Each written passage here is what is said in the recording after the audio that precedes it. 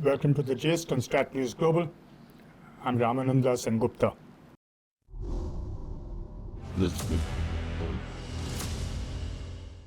Today we're going to be talking about Bangladesh, and I have two very special guests with me in the studio today. One is Ambassador Riva Ganguly Das, who served as our High Commissioner to Bangladesh and held very senior positions in the Ministry of External Affairs, like Secretary East, DG of the Indian Council of Cultural Relations. She's also served as our Consul General in New York. She's also served as our Ambassador to Romania, Albania, and Moldova. Thank you for joining us, ma'am. It's a pleasure to have you with us. Also with us today is Mr. Shantahu Mukherjee, one of India's foremost security and intelligence analysts. He served for 45 years in this particular industry. And he's also served as the NSA to Mauritius. And a couple of days ago, when I was inviting him to join us, he mentioned that Bangladesh is one of his passions. Thank you, sir, for joining us. It's a pleasure to have you with us. Thank you. Let me start with you, Mr. Mukherjee. These incidents that have started off in Bangladesh, what sparked it off? Was it just the quota, or was it sort of a brewing resentment that has been festering for some time? Well, it began with quota, no doubt about it. It began with quota. But the anti-government and anti-army league elements who were waiting in the wings to have some pretext or the other. Mm-hmm. And because the quota was started by the students, and it was gaining momentum, so it was hijacked by these elements. These anti-government and all these elements, they very conveniently, they hijacked it in their favor. And then, you see, the rest is so much of violence and everything. So it began with, to answer your question, with the quota agitation, which the students were against because they're going to adversely impact their future prospects, the employment opportunities. But then once it was taken over by the other undesirable elements, then it was a free-for-all. But do you think the government's sort of reaction was a bit over the top? Not a bit, I would be very frank. It was sort of like the use of force as an ex-cop, I would say. That use of force was perhaps disproportionate. So many deaths, so many casualties. Official figures say about between 100 and 150, it could be more. We have seen footages, there was firing. So definitely it could have been contained in a better way. It was overreaction, overuse. That is why the number of casualties, and that is why I'm afraid it staggered also. It prolonged for longer than required. And that's, Bangladesh at one time was touted as a sort of an example for the rest of the world. All the indices were very good and everything was very, not so long ago. Even India used to compare unfavorably with them. What has changed since then? I don't think, much has changed in the sense that, even during COVID, Bangladesh was one of the few countries that performed. They actually grew. Their economy didn't contract. I was in Bangladesh actually during the first phase of COVID, and I still recall how, cautiously the garment industry, which is the biggest revenue earner, was opened. And, we were absolutely, we were so scared that COVID was going to spread from these factory floors where almost 7,000, 8,000 people work. But it didn't happen. It was contained very well. Post-COVID, as and when, the whole world was recovering, Bangladesh itself was also, on an upward trajectory. A lot of things happened. One is that the foreign exchange problem started happening with a lot of countries. The Russia-Ukraine war affected fuel supplies, it affected food. So altogether, there was a lot of economic pressure. Bangladesh is also a single commodity dependent economy. It depends, heavily on garment industry. So altogether, I think things were becoming economically a little difficult for them right after COVID and thereafter compounded by the Russia-Ukraine war. But even within that framework, you cannot deny the several last 2 decades of excellent growth, almost averaging a decade of 7% growth, 6 to 7% growth, and extremely, they have performed very well in social indicators. But certainly there is pressure now in terms of job opportunities and, basically inflation, very high inflation, power situation is bad, and foreign exchange crisis. There's clearly a foreign exchange problem that Bangladesh is facing. I noticed you didn't mention political corruption and things like that. Those are in the realm of the political issue. Corruption has been a problem. On corruption, my view is that there are two parts to it. One is corruption. Second is perception about corruption. I'm afraid that, perception of corruption of this government is extremely high. Banks have improved slightly, but taking a loan and not paying the loan back and still continuing with your business is quite a normal sort of thing. So corruption certainly is a very big issue. Sir, a similar sort of a quota agitation happened in 2018, if I remember. At that time, I think the court said, they'll abolish quotas altogether. From my understanding, these are essentially quotas for all the freedom fighters, Mukti Bahini and all those people. What made this court suddenly take it up and say, no, we are bringing the quotas back?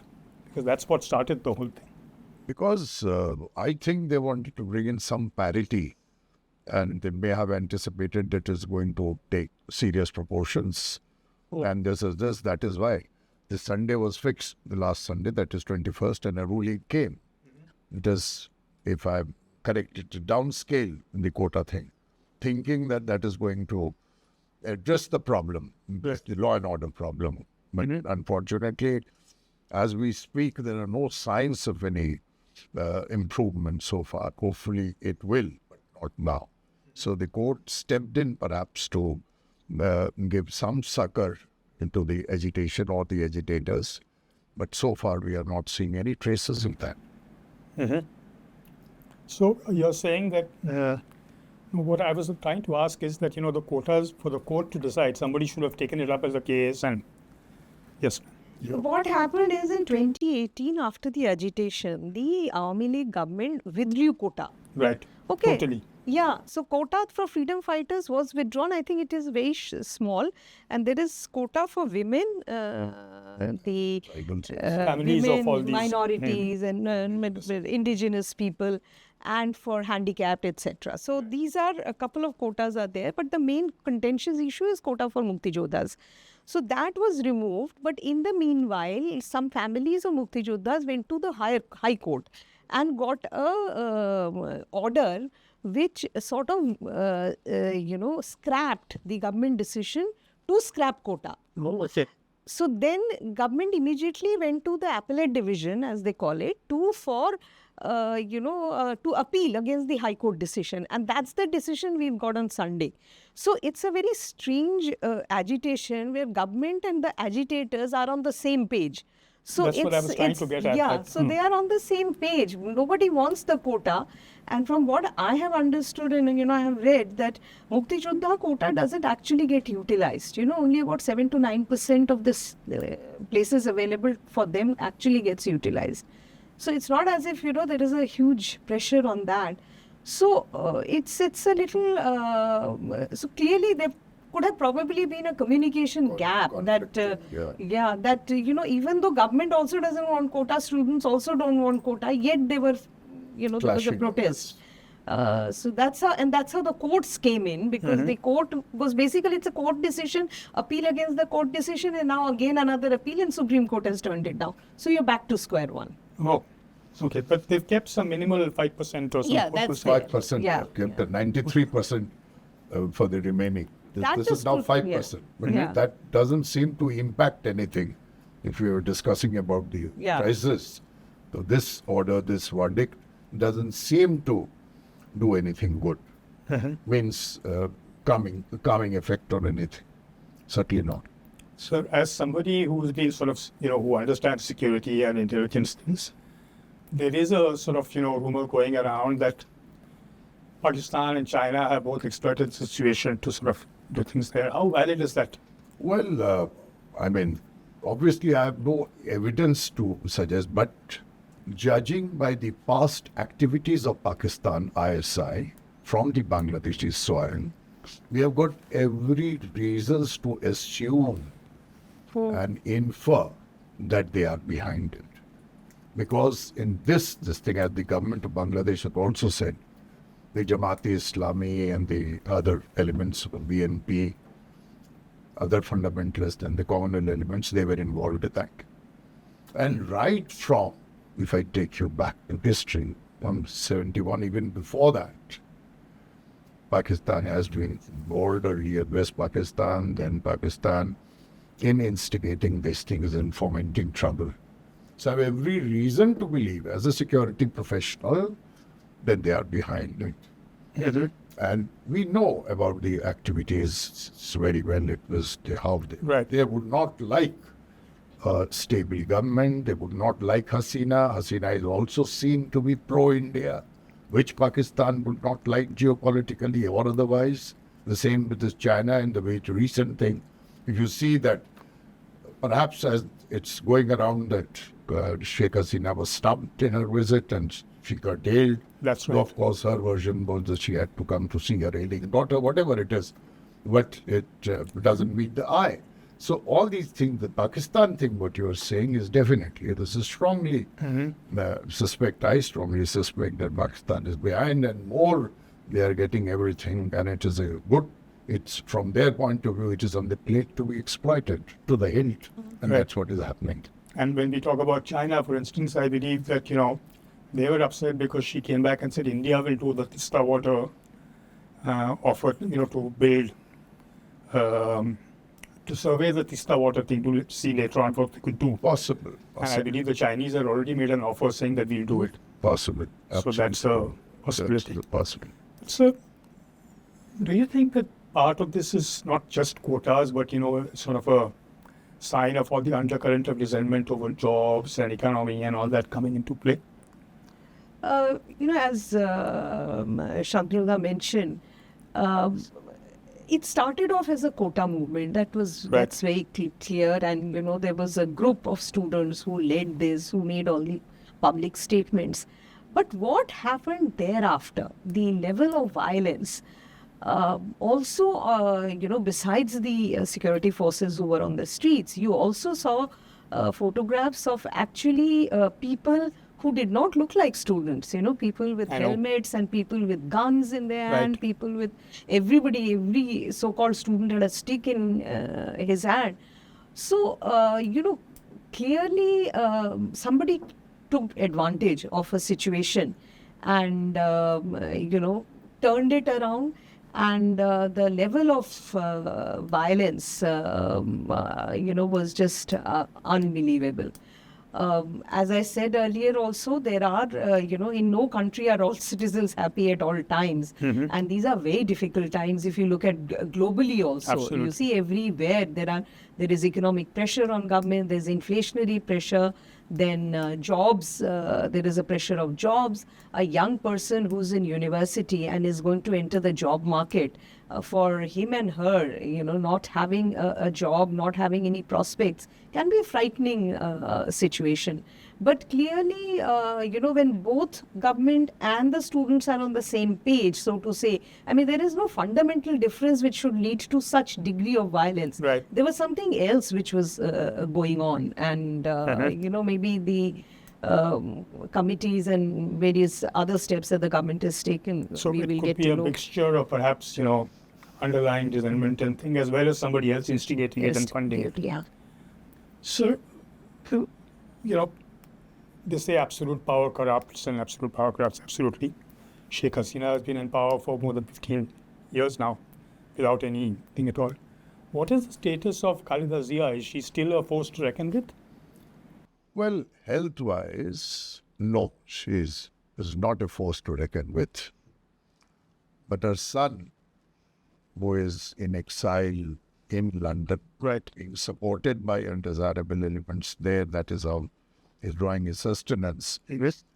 I wouldn't say is a force to reckon with, but has a nuisance element in him which can cause irritants there. Mm-hmm. Khalida certainly not because of her poor health, as we keep saying. But BNP, that is the party she headed once, is definitely the main opposition party or political adversary of Sheikh Hasina. It's a different thing that it is in disarray, it is disorganized, as you saw in the elections, that can't regroup in this thing. But definitely not a force to reckon with, but they can fill in, this I would say, like this trouble, all these is suddenly brewing and law and order problems. So these elements are very vocal and very active. So they could be fueling this already, instigating the fundamentalist elements. They are also looking for somebody. They will not go to army leadership.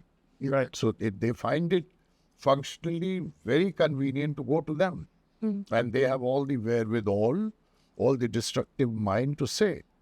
So that way, from the nuisance point of view, from the violence point of view, they are still a force to reckon with, causing problems. Say communal riots, Right. destruction. Now you saw yourself, there was no internet, everything. One was the government put the communication off. Then all these towers, the communication towers, they were burned down. By whom? By these elements. By these elements. And sure enough, they would have the backing of these elements. So we think that they have ceased to be a force to reckon with. And that is why still the communication has not been restored to the fullest. The internet is not working. It is cut off outside the world. It is there. East. So at the peak of the agitation, there were some people who felt that, there's a possibility of perhaps the army backed by some Islamists assuming power. Is that something we ought to have been worried about? Was there ever such a possibility? Well, say, about such situations, there are a lot of speculations. That's right. Going on. And in Bangladesh, again, going by history, we see that the role of army has always been there. From the liberation struggle onwards in 2006, and everywhere there has been this Dhaka division, there has been taken. So these are speculations. We have no evidence this is army, but definitely people, a large section of people still see the army with some suspicion. It's always there. The 15th August 1975 is very much fresh in their memory. And see that the army thing doesn't go. They were once upon a time highly politicized. They saw. And the army came again under the scrutiny because the armed personal carriers, we were photographed patrolling the Dhaka cities. They had the UN markings. Right. United Nations has taken strong objection to it. Why are you using the UN name in restoring your law and order? On their part, the Bangladesh Home Minister had given a statement that they're just back from the UN, they were being used by the UN, we forgot to delete that.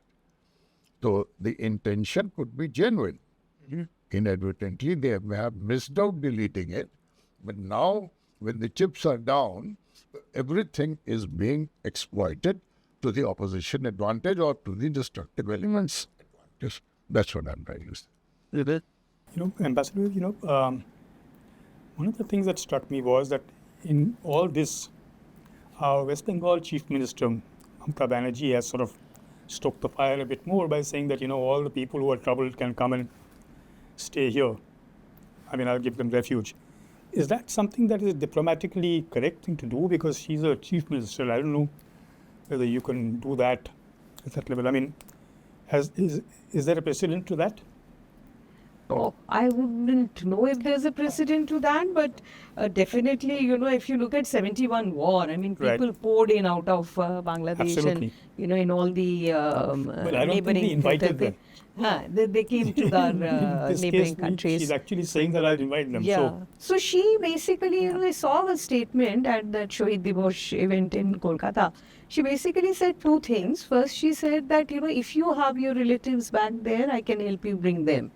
Which, I mean, naturally, That's okay, that's fine. states play an important role. And, but then she again said what you mentioned, that, Right. if All those you who are in want to come trouble, here you are come. welcome. So definitely that, as the Bangladesh Foreign Ministry has also Yes, they said, have that, objected to our that can government. cause confusion. But on the other hand, looking at it from a slightly different angle, in a relationship like that India has with Bangladesh, it's a 4,900 plus kilometers of border where a lot of states share the international border. States actually can play a very important role in the bilateral relationship. When you set up a border heart, for instance, for a smooth functioning of any border checkpost, the land checkpost. Also, we have to remember that, this is a border where on both sides of the border, families live who are related to each other. So at any given point of time, a few thousand people from either side are near the border areas. We are not talking about a typical Dhaka Chattogram, but near the border areas, there are deaths in the family, weddings, onnoprashan, all kinds of things for which people go. So states actually really play an important role, both in terms of trade, people-to-people movement, etc. So, but this was really a political issue, and we've seen the consequences of that. I mean, it's part of a larger thing that, I've always wondered, but that's a different discussion, that whether or not states should get involved. Tamil Nadu in case of Sri Lanka, West Bengal in the case of Bangladesh, they should get involved in foreign policy at all. Not really in foreign policy, but definitely they are a stakeholder in making the larger foreign policy successful. For instance, take the example of Tripura. Tripura is really landlocked by Bangladesh from all sides. And because of our successful diplomacy with Bangladesh and the state at which our relations are today, Tripura has access to a port in Chattogram. There is a bridge over Feni River. So between 80 to 100 kilometer distance, they now have a port. They will soon have Akhouda Agartala rail link. Once it becomes operational, it's almost done. So there'll be a direct rail link, and there is road link through the Feni bridge. So, states, so today Tripura has the ambition that they're actually setting up a huge, industrial park in a town like Sabroom, because Sabroom has direct connectivity now. So you see, the impact of our foreign policy decisions on our northeastern states is huge. So in that sense, they are really a very important stakeholder, because unless, the businessmen from those states take advantage of the enabling environment which the government is creating through good relations, there's no point to doing, all this effort, all this connectivity and all the things that we're doing. It is for the benefit for people of both India and Bangladesh, and the biggest beneficiaries are the people of those states which have contiguous borders. See, this is a conversation that we could have for a very long period, but I'll try and end it quickly. I have perhaps the same question, but in a different way to both of you. Mr. Mukherjee, what are the options now before Sheikh Hasina? What can she do? well, in my reckoning, she should reach out to the people, particularly to the aggrieved people. Those who had died, to their families, try to give a healing touch. I think personally, there has to be a very humane approach now to heal down. People are agitated. Needs to calm down. Sort of, number one, she's a woman, Prime Minister, has a good reputation. So led the country well so far, like emancipation and all Ambassador Ganguly was saying. So it is time people's expectations should not be lied.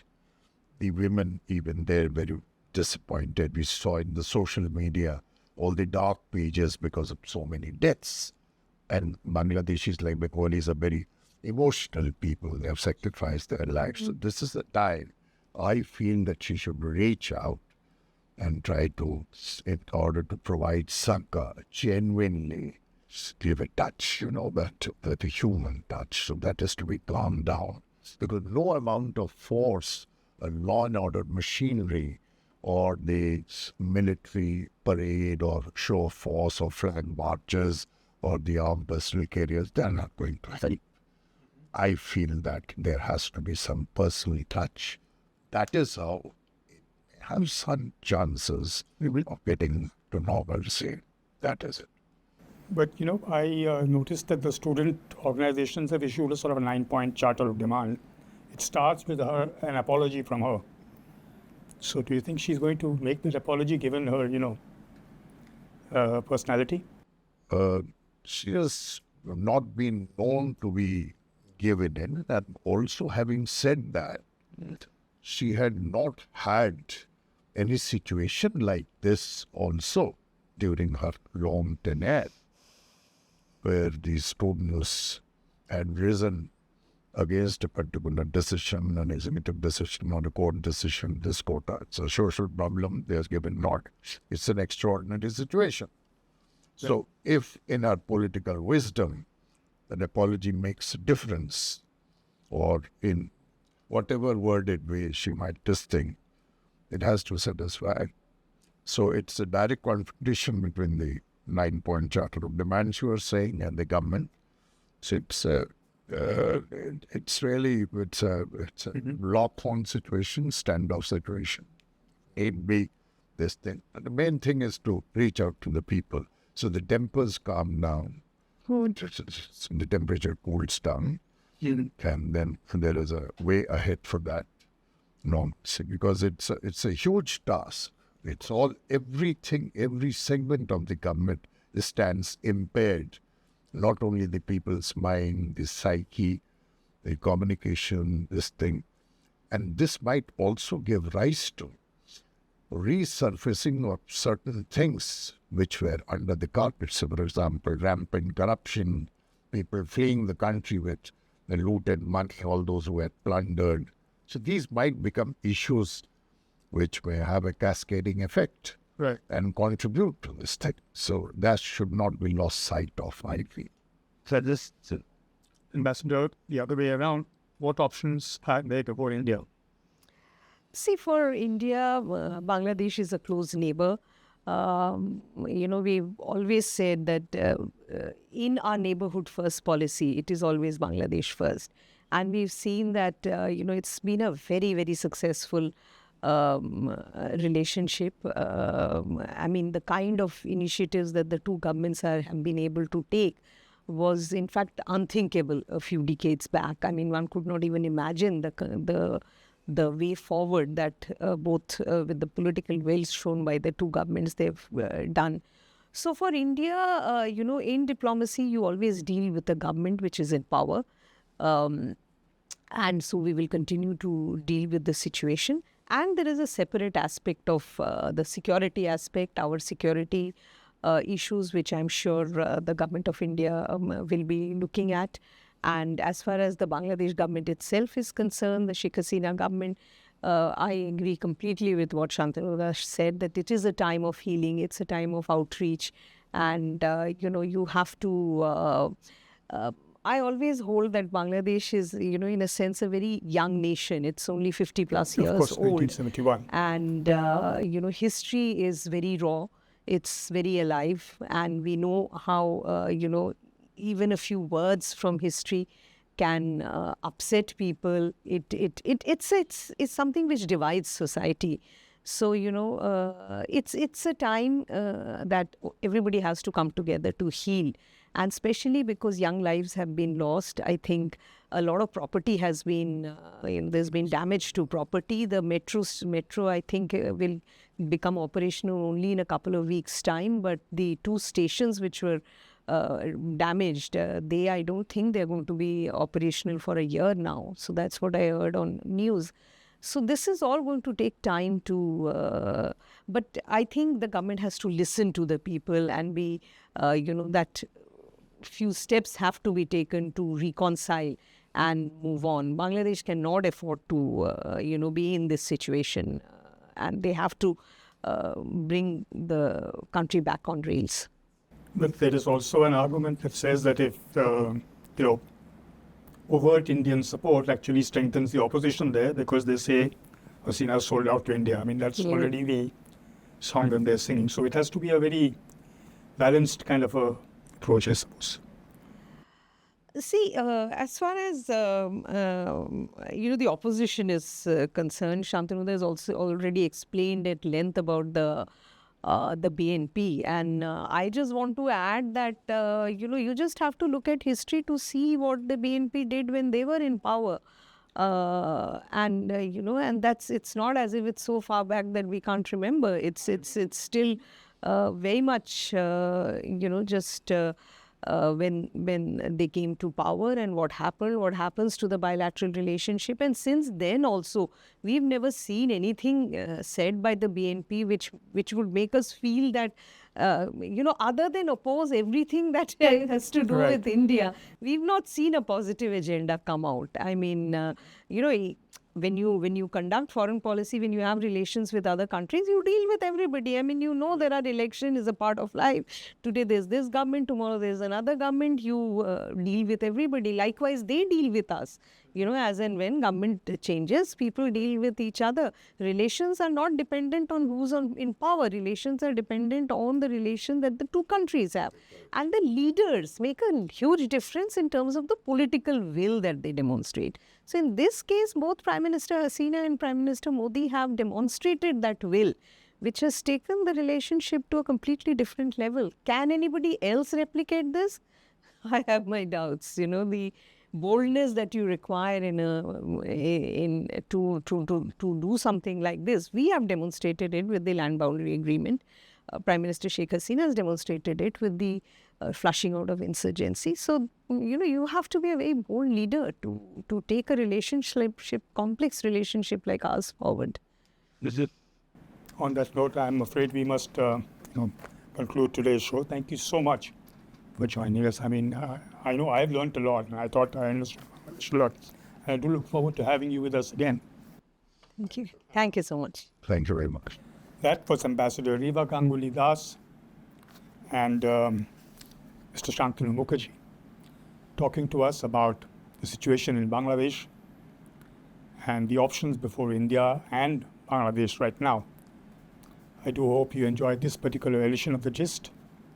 Don't forget to like, share and subscribe. Till we meet again, this is Ramananda Sengupta signing out.